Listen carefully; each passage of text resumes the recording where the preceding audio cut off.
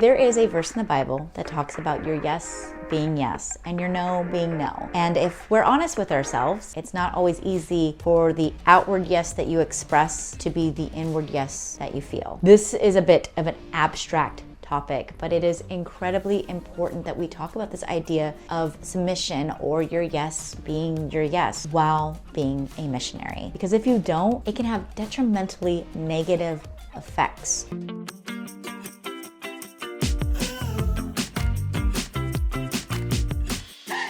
I want to introduce myself. My name is Amanda. I am a short-term missionary, and my goal is to help you understand the Great Commission just a little bit better. One of the ways we're going to do that is to understand why our outward yes has to also be an inward yes. I guess one of the best ways to understand this idea of your yes being your yes is to tell you a story about a time when my yes wasn't my yes, and how that kind of tainted not only my own personal trip, but it kind of ruined the entire point of the trip. Not for everyone, but definitely the reason why I got to go. So I was called to go on a mission trip, and I did not want to go. To this day, I couldn't tell you why I was so mad at God, but I was mad at God. And I told him I didn't want to do missions anymore. But he told me I had to go on this trip. So I told him, if you want me to go, you have to bring the money in, because I'm not going to fundraise. So God said, okay. And he provided for my trip with very little effort on my part. Technically, I had an outward yes. I said, yeah, I'll go on this trip.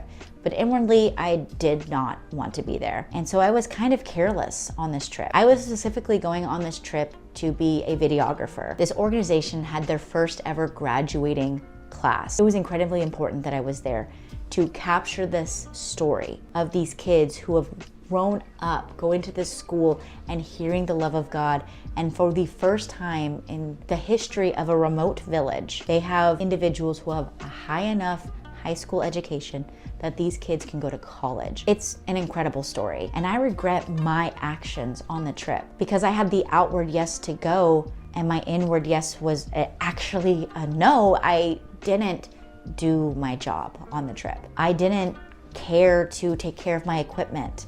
I didn't care to do things right. And one day I accidentally dropped my hard drive. It was truly and purely an accident, but because I didn't bring any other hard drive and I didn't think that it would be important to back up my footage, I lost everything about that trip. Not that I had been really adamant about capturing the story anyway, but any story I had captured was gone. The entire point of me going on the trip was to tell the story of what God had been doing in that community for the past 10 years. Their whole community had been transformed to a community of people who loved and worshiped God. All because a mission organization came in there and helped give food, water, and education to a remote village that no one cared about. I was supposed to have the story of those kids talking about what it was like growing up in that village and seeing their village transformed before their eyes, and see the way that their community has responded to Christ. The people here in the States can see what God was doing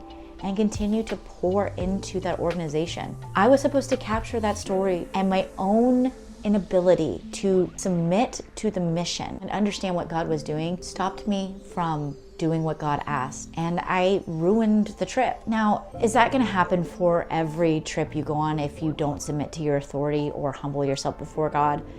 No, but it is a sober reminder of how our actions, especially when we say yes, have consequences. We have to submit to authority.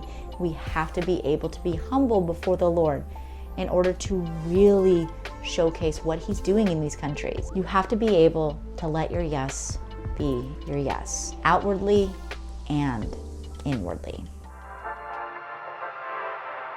Thank you so much for watching this video. I do appreciate you taking a little bit of your time to sit and watch me be a little bit vulnerable about the mission field. I care very deeply and passionately about this idea of making sure that we are listening and submitting to God. I'm not perfect at it, but I'm trying every day, and I hope you can join me in trying to submit and be humble as we go forward on mission trips. If you have a story that is similar to my own, or a time where you did submit to authority and God did something really cool, go ahead and leave it down below. I would love to read those stories, and I will see you guys next time. Bye.